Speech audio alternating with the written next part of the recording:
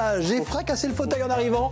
Merci de passer ce petit moment du matin avec nous. On est ravis de vous retrouver avec, vous l'avez déjà compris, du sourire, de la bonne humeur pour bien démarrer donc la journée ensemble avec un programme chargé. On va évoquer le Festival international des Jeux de Cannes dans un instant avec Cynthia, notre invitée, qui va venir nous rejoindre sur le canapé de Ça va le faire. Déjà bien occupé puisqu'Anthony est là. Comment ça va, Anto? Impeccable, ouais. On est là, on est toujours de bonne humeur. Toujours. Et aujourd'hui on parlera d'un artiste qui va vous toucher aussi bien par sa timidité, sa sensibilité que sa productivité. Il s'appelle Ugo Tornatore et on ira bien sûr du côté de Dolce Acqua, endroit qui nous est cher à tous maintenant. Bien sûr, et que vous connaissez par cœur. Ils sont pas par cœur. On a tous un souvenir lié à Dolce Acqua, grâce à vous surtout. C'est ça. Certains les spaghettis vongolais, d'autres des expériences à l'atelier. Ouais, par exemple. On évoquera donc Dolce Acqua, mais surtout cet artiste dont vous venez de nous parler dans les prochaines minutes. Ce sera sur le plateau de Ça va le faire. On fait attention à ce qu'on fait. On va évoquer plein de sujets ensemble, Cynthia, au-delà de ce Festival international des Jeux qui nous réunit ce matin. Et on va parler d'art donc avec Anthony, découverte d'artistes encore aujourd'hui. Et je vais le cha-cha-cha, bien sûr, je vais essayer de prendre l'accent. J'aime bien. Version italienne ce matin, Ugo Tornatore. Exactement. Pas mal, hein? Ouais, ça fait une semaine que je travaille. Tu le fais plutôt bien. Hein. Merci. On va te proposer pour faire la voix italienne. Ouais, si tu veux, ouais. N'est-ce pas?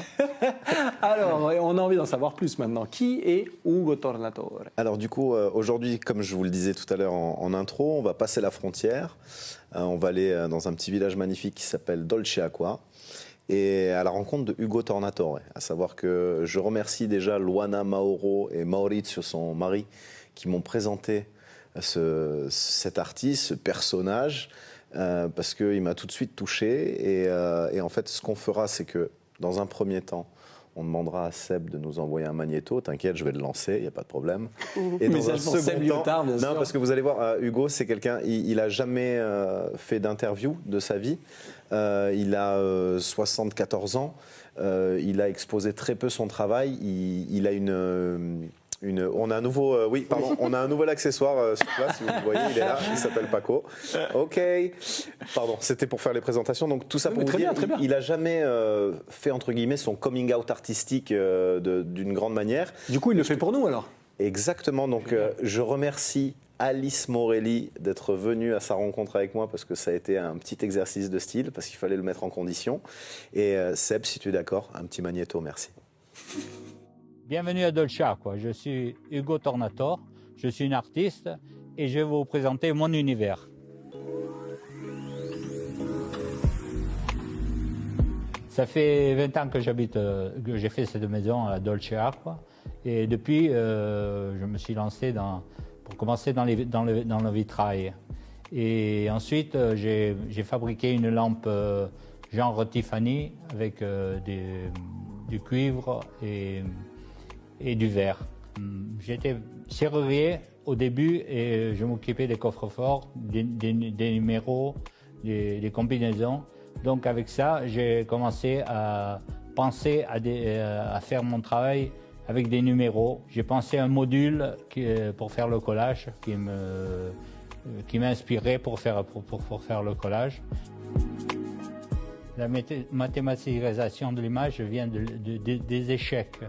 Et j'ai déchiré les images comme les cases des échecs. Un échiquier, c'est 64 cases. Donc, toutes mes figures sont composées avec 64 déchirures ou ronds ou n'importe quelle chose que je fais a toujours 64 cases.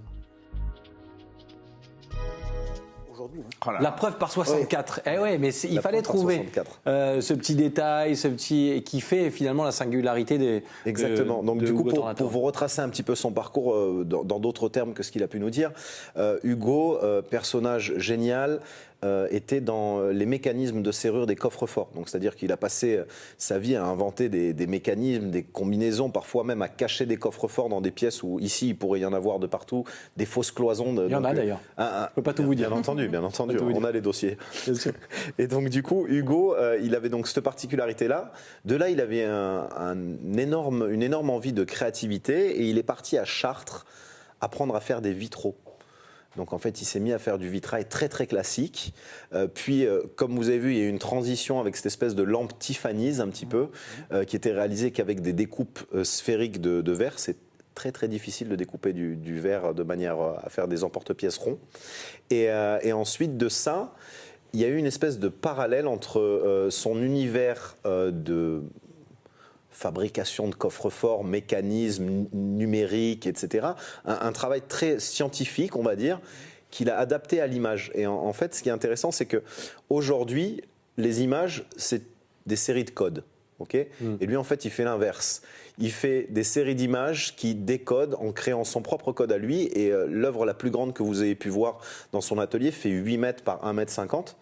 Et en fait, à chaque fois, c'est des petits carrés de papier qui font même pas 1 centimètre sur 1.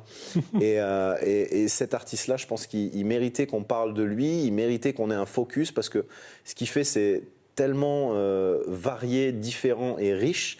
Et en même temps, il a cette timidité, cette douceur, humilité qui faisait qu'il fallait qu'on aille à sa rencontre parce que j'ai envie qu'on le voie et j'ai envie qu'il puisse finalement s'exprimer et que le plus grand nombre puisse profiter de sa création.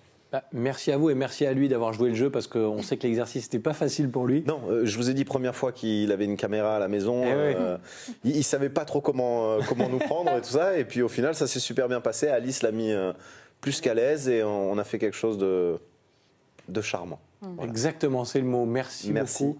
Et on continue de vous inviter à découvrir l'univers des artistes dès que possible. Déplacez-vous, allez voir les expos, les ateliers quand c'est possible. Mais ça, Anthony vous passe le message régulièrement. Dans Ça va le faire.